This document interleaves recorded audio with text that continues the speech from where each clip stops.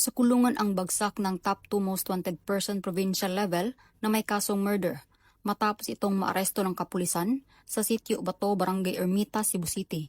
Kahapon, Mayo 13 ng taong kasalukuyan.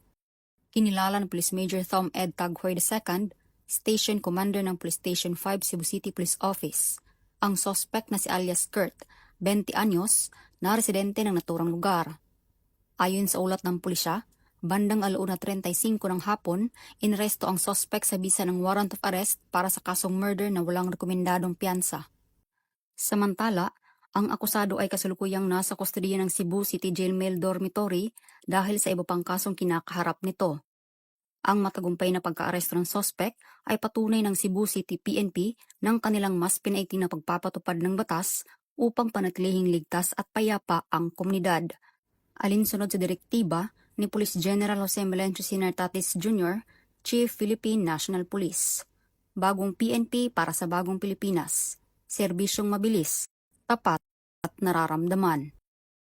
Mula dito sa Central Visayas, ako ang inyong Police News Network Correspondent, Patrolwoman Flora May Azares, alagad ng batas, tagataguyod ng Balitang Pulis.